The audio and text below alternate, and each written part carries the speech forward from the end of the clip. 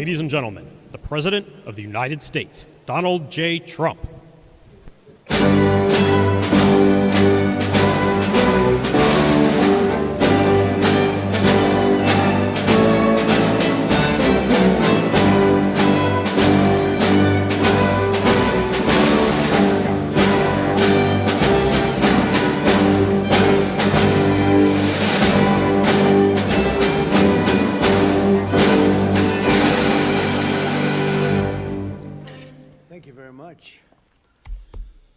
Please, Susie.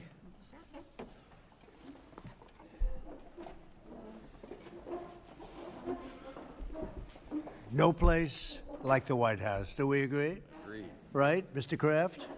No place like the White House. Thank you very much for being here. Appreciate it. And we'll maybe discuss a couple of general topics. This is a board meeting for the Trump Kennedy Center, but we'll go into a couple of other things that we have the media present. It's always present, unfortunately, constantly. And I'll say a few words about what's happening in the Middle East. And if you have a couple of questions, we'll do that, and then we'll get on with our board meeting. So thank you very much for being here. We have a wonderful group of very, very smart, talented patriots at this table. Our powerful military campaign to end the threats posed by the Iranian regime continued in full force over the past few days. They have been literally obliterated. The Air Force is gone. The Navy is gone. Many, many ships have been sunk. They're war-fighting ships, but I guess they didn't know how to use them. And anti-aircraft is decimated, their radar is gone, and their leaders are gone. Other than that, they're doing quite well. They've been a terror for 47 years, and now I guess the world, through the United States, with the help of Israel, is doing what should have been done many years ago. Should have been done many years ago. Since the beginning of the conflict, we've struck more than 7,000 targets across Iran, and these have been mostly commercial and military targets. We've achieved a 90% reduction in their ballistic missile launches and a 95% reduction in drone attacks. The missiles are trickling in now at very low levels because they don't have too many missiles left. We've also attacked the manufacturing plants, the places where they manufacture the missiles and the drones, and that's going on today. We just hit 3 of them today. And it's getting very hard for them to manufacture. More than 100 Iranian naval vessels have been sunk or destroyed over the last week and a half. That has to be some kind of a record. Additional strikes continue to launch from all directions every single hour. And as you know, we attacked Karg Island and knocked it literally, destroyed everything on the island except for the area where the oil is. I call it the pipes. We left the pipes. We didn't want to do that, but that we will do that. We can do that on 5 minutes' notice. It'll be over. But for purposes of someday rebuilding that country, I guess we did the right thing. But it may not stay that way. Just one simple word and the pipes will be gone too, but it'll take a long time to rebuild that. We are aggressively dismantling Iran's defense industrial base, and ability to rebuild its missiles and drone capability is getting down to close to zero. And we're hammering their capacity to threaten commercial shipping in the Strait of Hormuz, with more than 30 mine-laying ships destroyed. We hit, to the best of our knowledge, all of their mine-laying ships. Now they can put them on other types of ships, I guess, and drop them in. But we don't know that any have even been dropped in. We're not sure that any have been. That's a big negative for them if they do it. It's a form of suicide. But we don't know that they have dropped any in. But we've hit all 30 of their ships and destroyed them. They're all at the bottom of the sea. We strongly encourage other nations whose economies depend on the Strait far more than ours. You know, we get less than 1% of our oil from the Strait, and some countries get much more. Japan gets 95%.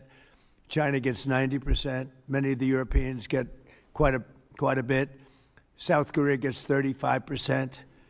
So we want them to come and help us with the Strait. We have it in very good shape. The countries, I said, we've already taken care of Iran, but now, because of the fact that literally a single terrorist can put something in the water or shoot something or shoot a missile, a small missile, and it's fairly close range because it is a tight area, and which is one of the reasons they've always used that as a weapon. Iran has always used that as an economic weapon, and it's not going to be able to be used very long. Numerous countries have told me they're on the way. Some are very enthusiastic about it, and some aren't. Some are countries that we've helped for many, many years. We've protected them from horrible outside sources, and they weren't that enthusiastic. And the level of enthusiasm matters to me. We have some countries where we have 45,000 soldiers, great soldiers, protecting them from harm's way. And we have done a great job. And when we want to know, do you have any minesweepers? Well, would rather not get involved, sir. I said, for 40 years we're protecting you, and you don't want to get involved in something that is very minor. Very few shots going to be taken because they don't have many shots left. But they said, we'd rather not get involved. I just want the fake news media and everybody else to remember that was said, because I've been a big critic of all of the protecting of countries, because I know that we'll protect them, and if we ever needed help, they won't be there for us. I've just known that for a long period of time, just like I knew about the Strait, that it would be a weapon, which I predicted a long time ago, predicted all of this stuff. You guys were very generous in that. I predicted all of it. I predicted Osama bin Laden would knock out the World Trade Center. I made that prediction a year before he did it. I said, you better get him. He's a bad guy. I watched him be interviewed one time, and I said, that's a bad guy. You better get him. 1 year before, exactly. I wrote it in a book. You can even check. About a year before the World Trade Center then came down, President Clinton actually had a shot at him, and he didn't take it. Unfortunately, I'm not blaming him for that, but he didn't take it. And he ended up knocking down the World Trade Center, but I predicted that too. I predicted a lot of things. We strongly encourage other nations whose economies depend on the Strait for blood. I mean, these people literally need it. 95% of their energy or their oil comes out of the Strait, and they should be in here very happily helping us. And it's incredible. We have we're number one in oil by double now. We drill, baby, drill. We're double any other nation, and it's going to be soon triple any other nation, and that doesn't include Venezuela, who's been great. By the way, the relationship with Venezuela has been fantastic.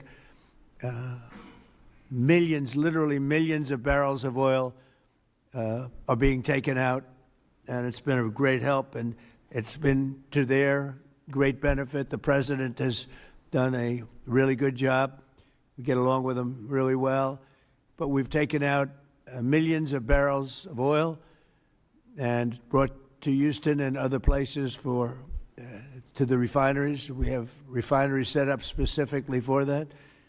And it's been a great relationship, and more and more is happening. It's a tremendous oil source, and we're stepping it up very rapidly. The big companies are going in, and they will actually, numbers in a pretty short period of time, numbers that they've never been able to do, we'll be doing. There's a lot of oil under that land. We strongly encourage the other nations to get involved with us and get involved quickly and with great enthusiasm. I have that from a number of them, and I'd like to say their names, but frankly, I don't know if they would want me to or not, because maybe they don't want to be targeted. But I say, wouldn't matter if you're targeted or not, because this is a paper tiger that we're dealing with now. It wasn't a paper tiger 2 weeks ago. It's a paper tiger now. So now we're going to get down to the reason. We'll take a couple of questions in a moment, but we're going to get down to the reason we're here today. Actually, this was set up a long time ago. It's the Trump Kennedy Center. Over the past year, we've made incredible strides to restore the true purpose and prestige of this revered institution. Together, we're going to ensure it remains the finest performing arts facility of its kind anywhere in the world. And I don't know that it ever really reached that stage, but it will over a period of time. We're rebuilding it. It's in very, very bad condition. It's been it's been somewhat of a disaster, to be honest with you. It's been let go to hell. That's what they've done. They did a poor job. They spent money in the wrong places. They built some theaters underneath that nobody uses, little ones, tiny theaters that cost $300 million. And the money was spent incorrectly, wrong.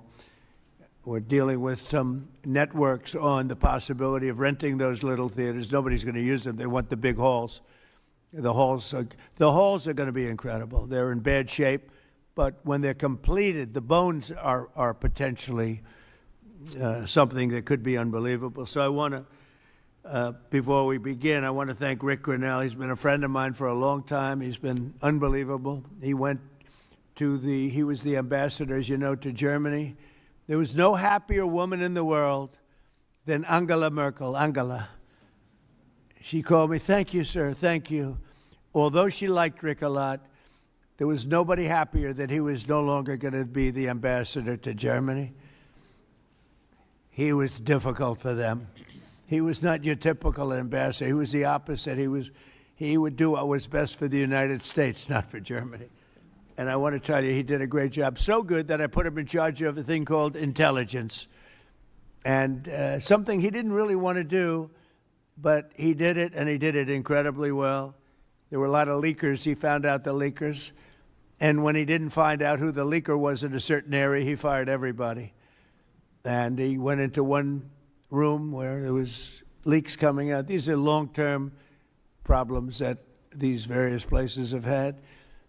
And he said, "Who's the one that leaked this?" And they wouldn't admit it, so he fired the whole room. And he did a good job, I'll tell you. He was very good. And during this transition period, I asked Rick if he would run it, because we wanted to see. And if you remember when we first took it over, I didn't do it with enthusiasm. I did it because somebody had to do it. I had to turn it around because it was failing. It would have closed, and physically it would have almost fallen down. It was in very bad shape. The steel columns outside, as an example, were meant to be covered. You know, exposed steel is unusual to have in building. What I do best in life is build. I build buildings really well and under budget and ahead of schedule. That's what I do, unlike the Fed building, which is going to cost billions of dollars. It may never open.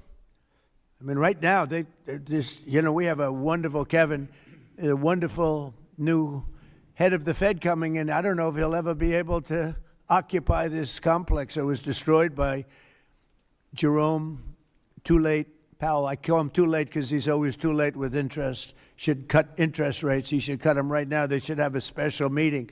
What's a better time to cut interest rates than now? A third grade student would know that. But that's a terrible thing. But what I do is build. I build great stuff.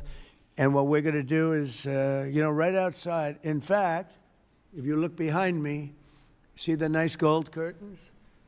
If you want to look into a nice foundation and you want to see a lot of work, very deep, very, very deep for specific reasons, we have a magnificent ballroom being built, because this is the biggest room, and it holds like 98 people for dinner.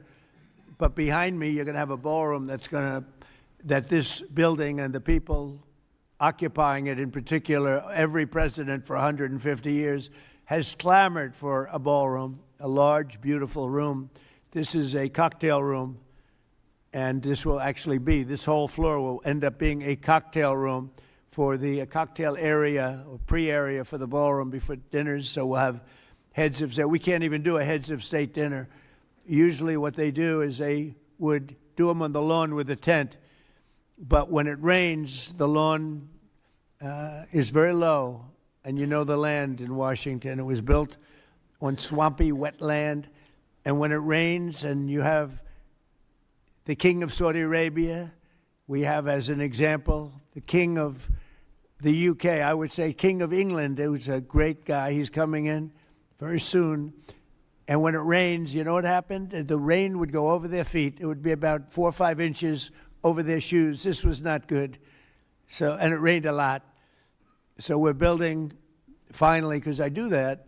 And by the way, no taxpayer money. I want to put that, zero. It's going to be, it's on time, on budget. It'll be under budget. Be literally, we're having it under budget other than we've upgraded it in terms of the marbles we're using. We're using onyx and stones that are incredible. But it'll be something really spectacular. I'm looking at Mr. Steve Wynn, who's over there. He built a spectacular building, and he knows Trump builds a spectacular building. I build better buildings than him. I don't care what he said. But Steve is over here, and he really, with his incredible wife, Andrea, and thank you both for being here. Andrea's on the board, and Steve is so in love with his wife, he asked whether or not he could come. And I can say the same thing for the great Bob Kraft. He's got a wife that's so wonderful. He said, do you think I could come? She didn't have to accept that, you know. She could have said no. But Bob said, I would like to come. So, Bob, we will not let you vote, although his vote would be a good vote. He will vote for the proper thing. But it's good to have you both here. These are two great couples that know a lot about the things I'm talking about, like fixing, whether it's building a stadium or building a building. We know they know how to do it. So thank you, Steve, very much. But we've made incredible strides over the past year. If you remember, I said I want to run it for a year just to see, because the place is falling down. It's horrible. Air conditioning, heating is going to be ripped out in its entirety, and it needs new. It's old. It's, how many years is it, Rick? What's the total? 50, almost, yeah, over 50. And we have 50-year-old air conditioning, more than that, actually. And it's in bad shape. Everything's in bad shape. It's got to be redone. So I said, let's run it for a year just to see how it works. It's better than, you can't just go into something and try and figure it out.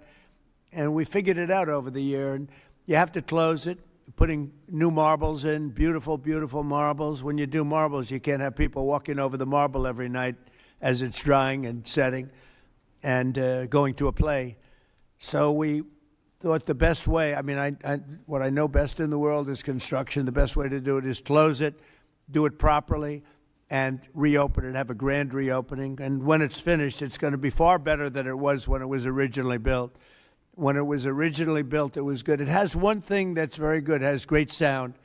I think there's a lot of luck in sound. You have some of the big opera houses. I don't want to get involved with saying which one, but in New York, as an example, where the acoustics were never good, and they've ripped it apart 4 times and rebuilt it, and it was never good. The good thing about the Kennedy Center, the acoustics are good, and they'll only be enhanced based on what we're doing. A lot of it has to do with the stones and the stones you use, the marbles you use, etc. Over the past year, we've made incredible strides to restore the true purpose and prestige that this building will soon gain, I think, at a higher level than it had before. Together, we're going to ensure it remains the finest and will become the finest performing arts facility anywhere in the world. It's got the location, and it will have the building. It's got good bones. It's got good structure. Again, they wanted to originally cover the exposed steel. It was painted a cheap gold, and we turned it into a very expensively painted white, very heavy coat of very powerful white paint meant for steel, exposed steel, a very different kind of paint, but it's almost like putting a stone over the top of it. And the color is white, shiny white, and it looks, a lot of people have commented, it looks so much better. Before they had the steel painted gold, and the gold was very cheap. There's actually never been a paint that's made that will look like gold. Steve will tell you that. You either gold leaf it or use real gold bullion, or you use a different color, Steve. Nobody's ever been able to make a gold paint that looks real. A little minor thing for the media. I'm sure you're thrilled with hearing that. But there's never been a paint. I said, someday I'm going to discover a paint where you don't have to actually use gold leaf. Gold leaf is a very, very big and expensive process, but it's a beautiful thing, but not when you use paint. So we got rid of the gold columns, which looked always terrible. They looked cheap and they looked fake, very much like the media, actually. And we took the columns and we painted them white. Before we painted them matte, very importantly, we structuralized them. We replaced bad steel that was very badly rusting.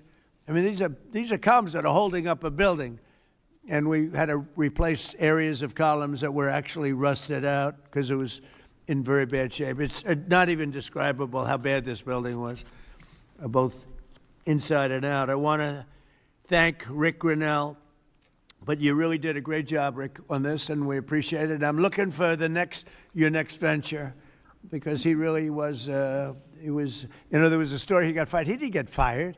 He was here for a short period of time, for a year, figuring it out with Matt and everybody else. And Matt now is going to take over, and he's a pro at construction, great at construction.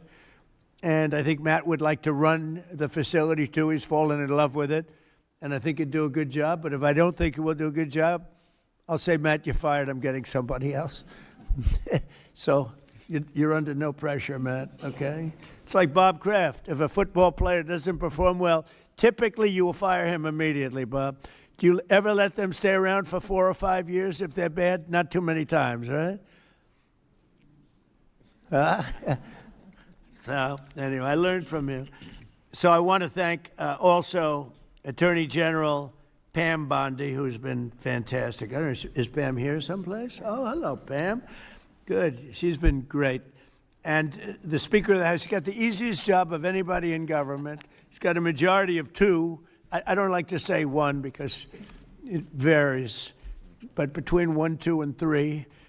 And I think you're the only man that's ever lived that's able to be very happy about it. In fact, when we get up to 3, every once in a while we get up to 3. Actually, for a period of time, we had it up to 4, and then we had a death. And death is very bad when you're the Speaker and you have a majority of 2 or 3. But we had a death, and then we had another death, and we had some things, and but we're looking very strong. We had one man who was very ill. It looked like he wasn't going to make it. I don't know. I won't mention his name. Should I? Do other people know his name? Do you want to mention it? He'll be proud. Go ahead. Tell him the story. Okay. Well, thank you, Mr. President. Congressman Neil Dunn of Florida had some real health challenges, and it was very serious, and had a pretty grim diagnosis. And I mentioned it to the President, and I said, Congressman Dunn is a real champion and a patriot because he's still coming to work, and if others got this diagnosis, they would be apt to go home and retire. And what was the diagnosis? It was, I think it was a terminal diagnosis. He would be dead by June. Okay, that wasn't public, but yeah, okay, that's, it was grim, that's what I was going to say. I don't think with a heart problem, by the way. This was a heart problem. So the long story short, the President called him to encourage him and thank him, and they had a conversation, and the President mentioned in the course of the conversation, I ought to get my doctors involved, and they did, and within a number of hours, they took him to Walter Reed Emergency Surgery. The man has a new lease on life. He acts like he's 30 years younger, and he walked into the conference meeting, and we thought we'd seen a ghost. And I spoke with him over the weekend, and he's encouraged and thankful, and he thanks the President for his leadership and intervention, and thank you. He actually called Mike. Mike called me, and he said, sir, we're up by 3, but we're going to lose 1 by June. I said, who? Neil Dunn. He's a great congressman. Incredible. He called to say that he was terminal, really bad heart. There's nothing they can do. I said, that's bad. Number one, it was bad because I liked him. Number two, it was bad because I needed his vote. But he really said, he said, Mike, I'm going to last this out for the president and you, and however long I live, I mean, it looks like June is the time, but however long I live, I'm going to be voting for you. I mean, how many people are going to say that? Most of them are going to say, Mike, I'm retiring immediately. That's the end. He's an extraordinary But man. he didn't do that. It was really impressive. And then I realized I have doctors in the White House. The White House doctors are incredible. And they've helped me with other people. They're helping me with people right now. People that are very sick are like they're miracle workers. And I said, I have to call them. And I called the two doctors. They're both great. And they immediately went over to see the congressman. And he was on the operating table like 2 hours later. Yeah. And it was a long operation. They gave him more stents and more everything that you could have. I think he's got everything that you could possibly have. And they called up. They said, sir, I think he'll be fine. I said, you got to be kidding. He said, I think he'll be fine. And Mike was telling me the story that the other day he came into a meeting for the first time in a long while. Go ahead.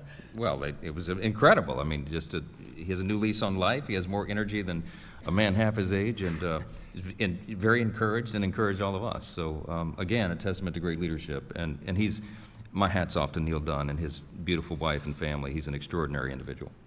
And just, you know, because I don't want to have a terrible story about this, I did it for him first and for the vote second. But it was a close second, actually. But I did it for the vote second. All right? I want to also introduce Susie Wiles, who's fantastic. She's our chief of staff. And she's an amazing person, an amazing fighter. And she announced a minor difficulty, which will be in good shape. Good shape for, he'll be around for a long time. She had a diagnosis, you probably saw it. And she's going to take care of it immediately, as opposed to waiting. She said, let's do it now. I said, do it immediately. Because with that particular ailment, the faster the better. That's the only thing I know about it. The faster the better. She's going to do it immediately. So she just started, actually. And she's going to be in great shape. The prognosis there is excellent, beyond excellent. So, Thank you, sir. but who needs it, right? That's right. Who needs it? So before we took over, just a year ago, the legendary, this wonderful place was on the verge of, literally on the verge of collapse, both from a financial standpoint, maybe more from a financial standpoint, but also from a physical standpoint. Necessary maintenance has been ignored. The programming was very woke and out of touch with reality. And we had an orchestra that lost like $18 million a year, and they subsidized it every year. So what kind of an orchestra loses 18? And I'm being nice when I say 18, it was much more. And I started looking at the programming. They had tremendous union difficulties, like 19 different unions, and driving everybody crazy. And I think the unions are going to be great. I've always gotten along with unions. As you know, I got great union support. But you had 19 unions. Every time somebody wanted to put on a play, they had to deal with 19 different groups of people. And it's they say it was like Broadway, but worse. And you don't get worse than Broadway when it comes to the unions. I've watched that for many years. The programming was terrible, and they had a budget deficit of about $26 million minimum, owed a lot of money, were out borrowing money, which is a lot of people don't understand. So under the leadership of this exceptionally talented and rich board, it's a very rich board, not everybody, but most of you are loaded. Ike Perlmutter's got so much money. Look at Ike Perlmutter. He ended up being the largest owner of Disney. Started with, was it $100 or less? It was a little less, Ike, right? He didn't speak English, and he became the largest owner of Disney, right? But then they went woke, and he sold the stock. He didn't like Mickey Mouse being woke, right, Ike? But he's one of the most brilliant business people. Thank you, Ike. It's great. And Lori, thank you very much for being here. So I think it's Lori that's on the board, though, right, Lori? What's with these husbands? All the husbands are traveling. I think it's the White House. I got all the husbands with the wives. That's never happened. Boy, oh boy, what great relationships. My wife is going to have to speak to me. This is pretty good. The biggest guys in the country travel with their wives to come to a meeting. But it has something to do with the White House, right, Ike? Right? You don't want to see me. You want to see the White House because it's a special building. But thank you. And congratulations on an amazing career. Most people don't know Ike Perlmutter. Isidore Perlmutter. And started with nothing and built a vast fortune just by deal after deal. Did you ever have a bad deal, Ike? Which was that? Don't tell. See how honest he is? Most people would say no. He says one. And it couldn't have been very bad. Great to have you. So under the leadership of this board, which is, as you see, incredible, we're achieving a very dramatic and quick turnaround. We got rid of all of the DEI. Some of the news media loves DEI, but we got rid of it. Maybe you're right. Brought back patriotic and family-friendly programming, and last year we raised over $130 million to keep this place going. Otherwise, it would have been closed. The building, let's call it the Kennedy Center from that time, was losing so much money it could not have stayed alive if we didn't come in as a group of people and a lot of wealthy people that made a lot of contributions. So with the Trump Kennedy Center honors alone, we raised this year a record $23 million, which was double what they had ever done before, $23 million. There's still much to do. The previous management left us a facility in very bad condition. Abysmal is the word, and everything from busting pipes and leaks to serious electrical and structural problems. And some of it we fixed, but most of it we're saving for during the construction period because we'll do a much better job of it that way. Major renovations are required to keep the facility functional, and that'll start right after July 4th. We're going to have a little bit of a celebration, not a big deal, but a little bit of a celebration on July 4th. We'll have a little party, and then after that we close or we start construction. We're fully financed. As I announced in February, after a one-year review based on input from highly respected experts and subject to board approval today, we determined, it's a little late for the board because we've already announced it, but these are minor details, but I think everybody agrees. But subject to board approval, we determined that the fastest way to bring the Trump Kennedy Center to the highest level of success, beauty, and grandeur is to cease the entertainment operations for a 2-year period of time as we complete high-quality, really high-quality construction. We've already purchased seating, as an example. We've already purchased a lot of the marbles and some of the things that are hard to get. Getting quality marble is very hard. It takes a long time. It comes from areas where it takes a long time to mine, and we're getting some of the best things you can. The marble is going to be incredible. The seats that we have, the seating is the highest level. Everything is the highest level. So this temporary closure will enable us to complete the work much faster and much higher quality. As an example, it's hard to show Shakespeare when you don't have any seats. As the seats are being changed, it's not exactly a great experience for people. So the right way to do it is just close it and fix it and open it. We'll begin right after, as I said, July 4th celebration. And thanks to the great, big, beautiful bill, we are fully funded, ready to go. And we have tremendous amounts of money coming in from some people around the table, but also from people that are not here, but that have made very generous contributions toward the Trump Kennedy Center. People that have never given to it before and would never have given it except I asked them to give. So, Rick, I thank you very much for the job that you've done, and I'm delighted that you really are. You did a great job. It was a little rough with a couple of the people, but that's okay. They've survived. Some of the artists, they took a pounding from Rick. It's almost like this guy right over here, Anthony. He knows what it is to pound people. Right, Ike? Anthony knows. Anthony's another great You're not on the board either, Anthony. You're here with your wife?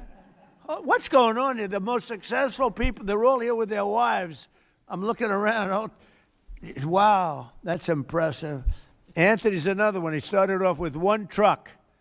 He had one truck 45 years ago. He ended up with 4,000 trucks, and he sold his company for billions of dollars. And you're here, Anthony?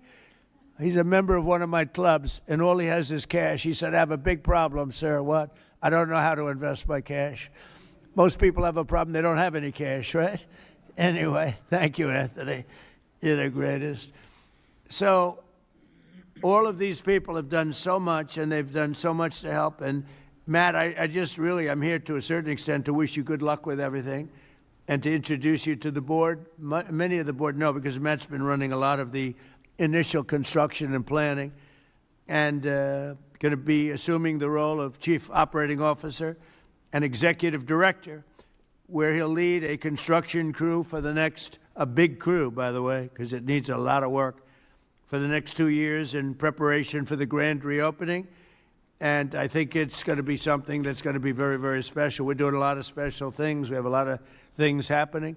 We have at the front of the White House on June 14th, you probably read, UFC is going to be here.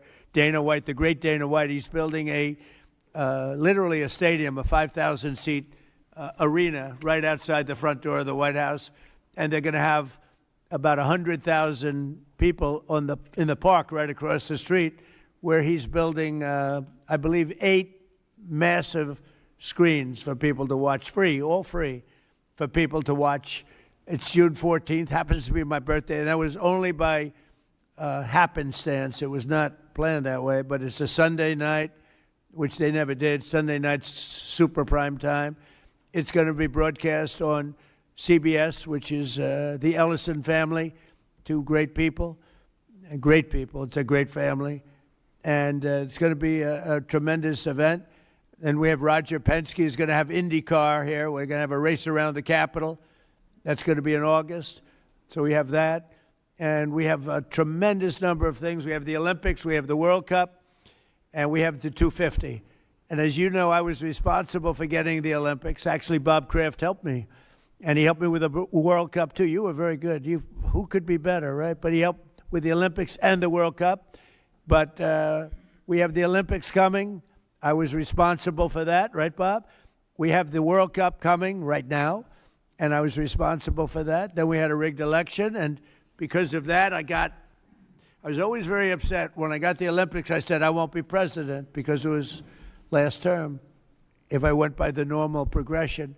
And then I said, well, let's see what happens. And then they rigged the election, and I said, let's do it again, and we won in a landslide. And I came back and I ended up with the Olympics and the World Cup. Somebody said, did you do that on purpose? So I claimed the Olympics and I claimed the World Cup because I did get both. And then I tried to claim 250-year celebration. I said, I got that. They said, no, you didn't. That one you didn't get. They're giving me no credit for that one, Mr. Speaker. I couldn't. So I gave up on that one quickly. That wasn't working.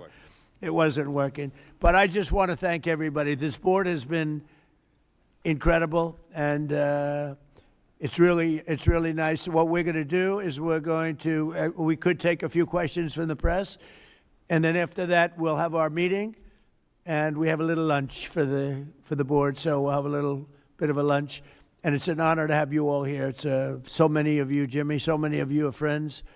It's a great honor to have you here, and we're going to do a great job with the Trump Kennedy Center. Okay, yes, please, CNN. Hey.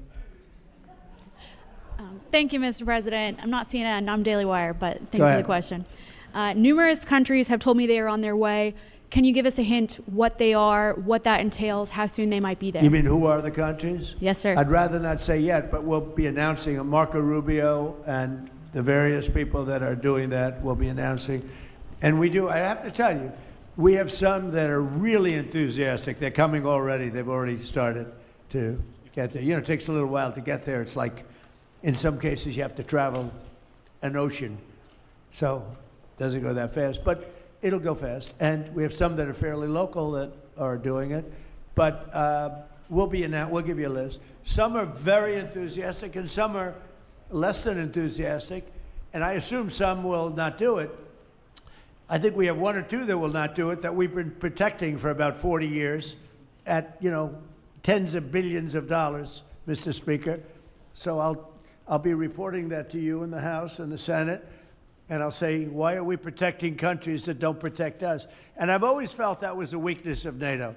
We were going to protect them, but I always said, when in need, they won't protect us. Now, this isn't need. Need would be one of the big boys. But I will say that we built the greatest military in the world, and we protect people. And if we need their mine boats, or if we need anything, any piece of apparatus that they may have because of a situation that they have, they should be jumping to help us, because we've helped them for years stay out of wars. Yeah, please. Thank you very much, Mr. President. Can you tell us if you have spoken with French President Macron about the coalition to reopen the Strait of Hormuz? Have you been speaking with the French President? What does that mean? Have you been speaking with the French President Macron about the coalition to reopen the Strait of Hormuz? Yeah, I have spoken to him. He's been, on a scale of 0 to 10, I'd say he's been an 8. Not perfect, but it's France. Are you We don't expect perfect. Are you confident that France will help with the reopening of Strait of Hormuz? Yeah, I mean, sure. I think he's going to help. I mean, I'll let you know. I spoke to him yesterday. I don't do a hard sell on them, because my attitude is we don't need anybody. We're the strongest nation in the world. We have the strongest military by far in the world. We don't need them. But it's interesting. I'm almost doing it in some cases, not because we need them, but because I want to find out how they react. Because I've been saying for years that if we ever did need them, they won't be there. Not all of them, but they won't be there. I was very surprised with the United Kingdom, because the United Kingdom, 2 weeks ago, I said, why don't you send some ships over? And he really didn't want to do it. I said, you don't want to do it. We've been with you. You're our oldest ally, and we spend a lot of money on, NATO and all of these things to protect you.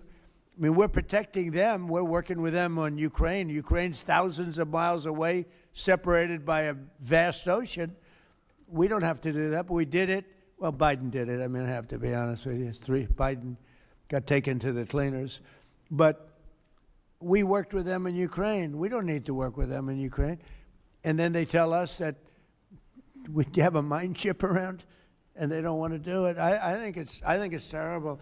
No, I was very surprised. I told him, we requested 2 aircraft carriers, which they had, and he didn't really want to do it. And then right after the war essentially ended, meaning they were obliterated, he said, I would like to send the aircraft carriers. I said, I don't need them after the war has ended and won. I need it before the war. So I was very upset not upset, I was not happy with the UK. I think they'll be involved, yeah, maybe. But they should be involved enthusiastically. We've been protecting these countries for years with NATO, because NATO is us. You can ask Putin. Putin fears us. He has no fear of Europe whatsoever. He fears the United States of America and the military that was built by me in the first term. Yeah.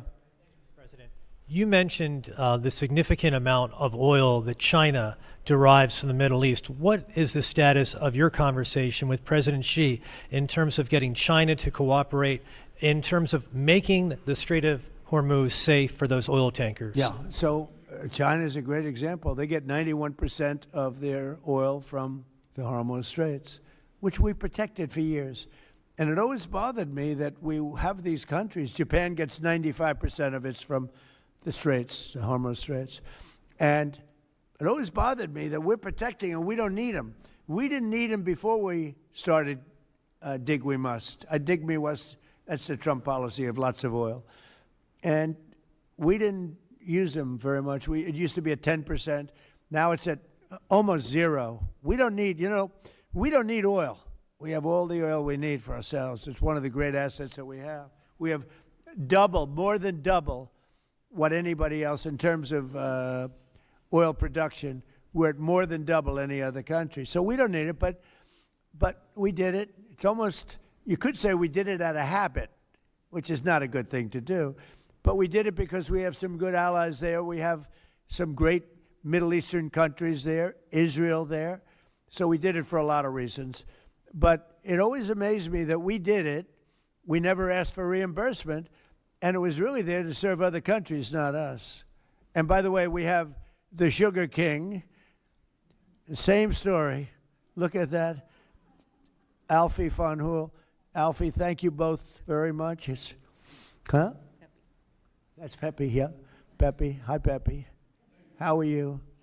How are you? Is Alfie in the backstage? No.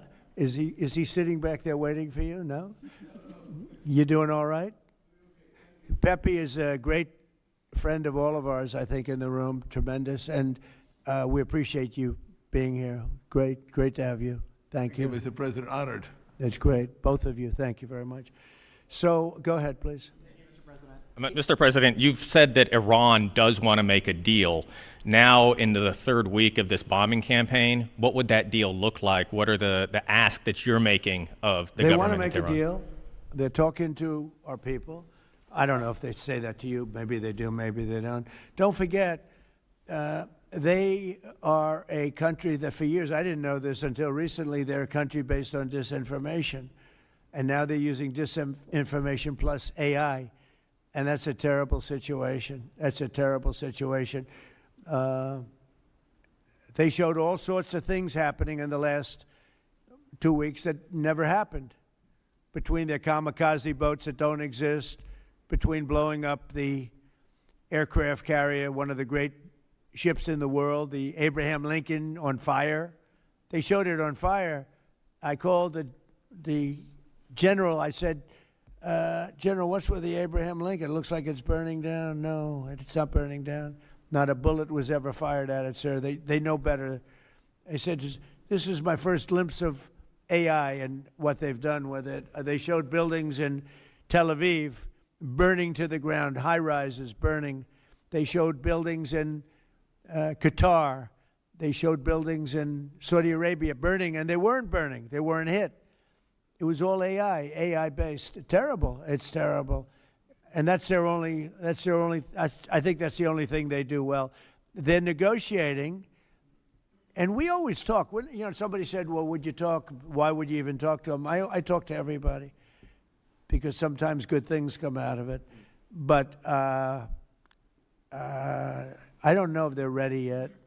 They're taking a pounding. I don't know if they're ready yet. And we don't even know their leaders. Look, all of their leaders are dead, as far as we know. But they're all dead.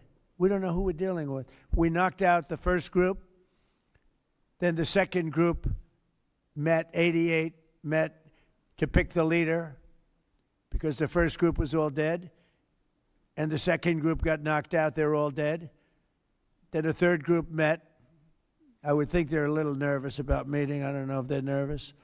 Maybe they're not. Maybe they're crazy. If they're not nervous, then they're crazy. But we met with the next group, but we don't know who their leader is. We have people wanting to negotiate. We have no idea who they are. Yeah, please, Peter. Thanks, President Trump. What are your advisors telling you about the Ayatollah's son, the new supreme leader? What are they telling you about him? Well, it's not only them, it's you people. I mean, a lot of people are saying that he's badly disfigured. They're saying that he lost his leg, one leg, and he's been hurt very badly. Other people are saying he's dead. Nobody's saying he's 100% healthy. And he hasn't spoken because the Ayatollah would sit and he'd spew hate from a form of a throne. Not as nice as a throne. I like the English throne much better. But it was a fancy chair. But he'd spew hate from his chair. But you'd see him a lot, right? This one we haven't seen at all. So that could be for a lot of different reasons. We don't know, Peter, if he's dead or not. And now that you've announced, I will say this, nobody's seen him, which is unusual. something else. Now that you've announced that the U.S. has destroyed all of Iran's mine-laying ships, Why can't the U.S. just immediately reopen the Strait of Hormuz? Well, we could, but it takes two to tango. We have to get people to take their billion-dollar ship and drive it up. If when Pepe has his big sugar ships coming around and they cost $1 billion, and we say, I think it's okay now, Pepe, take your ship, drive it through the Strait of Hormuz. He may say, let me wait a little while, because it takes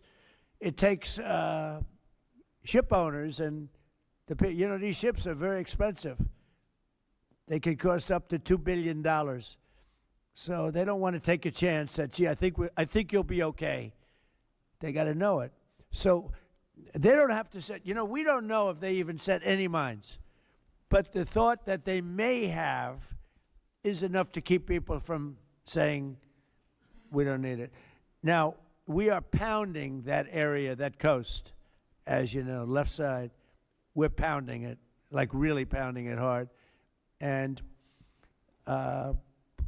again, they may have no mine set. We hit every one of their mine droppers. They call it the mine layers, right? The ships. They're pretty sophisticated ships. Every one of them is gone. But it only takes one. So it's a little unfair. You win a war, but they have no right to be doing what they're doing. But we're hitting them very hard. And today is a big day where we're pounding a certain area that has very much to do with the strait. And I think we'll get it going very soon. In addition, we do have other nations coming in. You need people to watch and people to see. We have other nations coming in. Yes, please. If the United States is working to secure the Strait of Hormuz for the benefit of other countries like China, and our allies aren't yet stepping up to your standard, is the United States getting back to being the world's policeman? Look, the United States should not be very much involved. They can on a certain basis. They've been doing it for a long time.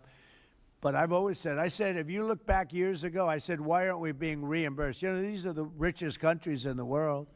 Why aren't we being reimbursed for maintaining the Hormuz Strait? And why aren't we being reimbursed for that? I've said that for years. You can go back. They reported on it yesterday. I've been saying a lot of things about the straits. Number one, I said it's the one advantage they have, but that's a suicidal advantage because they kill themselves more than they kill the rest of the world. And there are things you can do with time. There are other things you can do. But I think we're going to have the situation straightened out pretty quickly, and I think we're going to have some good help, and I think we're going to be disappointed in some nations too.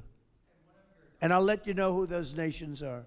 One of your advisors, David Sachs, said the other week that the U.S. should, quote, declare victory and get out of the Iran war. Yeah, he also warned that if the conflict escalates, Israel may contemplate the use of a nuclear weapon. Has he shared that assessment with you? No, he hasn't. Israel wouldn't do that. Israel would never do that. And there's a theory.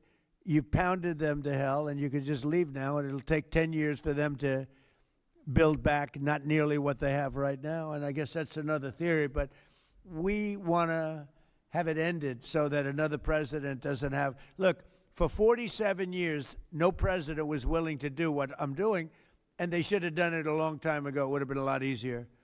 There's no president that wanted to do it, and yet every president knew. I've spoken to a certain president, who I like, actually, a past president, former president. He said, I wish I did it. I wish I did, but they didn't do it. I'm doing it. Yeah. Which president? I can't tell you that. I don't want to embarrass him. It would be very bad for his career, even though he's got no career left. Go ahead, please. You mentioned. How about the man right Thank you, sir. Mr. President, you mentioned that you're not entirely sure who you're dealing with, who the leadership is in Iran. Do you see a viable opposition movement still in that country following all of the protests that we had seen before the airstrikes and kind of an opposition movement that could become a viable leader in Iran? Well, the biggest problem, and we have brave people in this room, but the biggest problem that I see is that they put out a warning, and we have the warning. We get everything they get. And it said any protester that goes onto the street will be immediately shot and killed. This is a little tougher than the American way. This is not. this is not quite as tough as, nobody can believe it. So I can't imagine, they don't have guns, and the other ones have guns. Highly sophisticated machine guns and AK-47s and other kinds of guns. And they did that with the women. So the women had 250,000, even 500 people protesting a year ago. And they shot women right through the middle of the forehead with snipers. And they didn't have to do many. About 10 went down bleeding profusely, and 250 to 500,000 women went running in the other direction, because they can be brave, but they're not stupid, and they have no gun, and you have snipers in buildings specifically for this reason. So a woman goes down falling, bleeding from the head, and it doesn't take long for that to spread.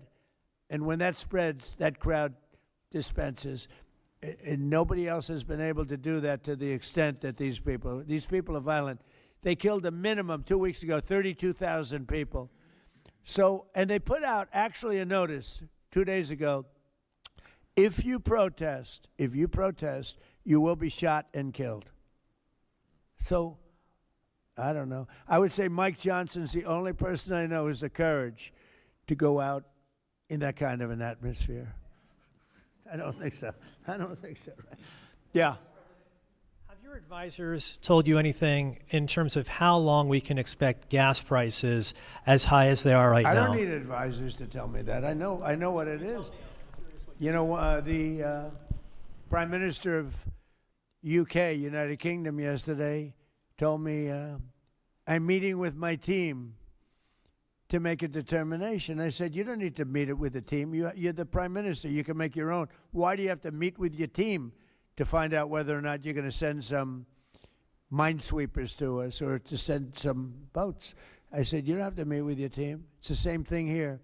I can tell you that when this is over, oil prices are going to go down very, very rapidly. So is inflation, so is everything else.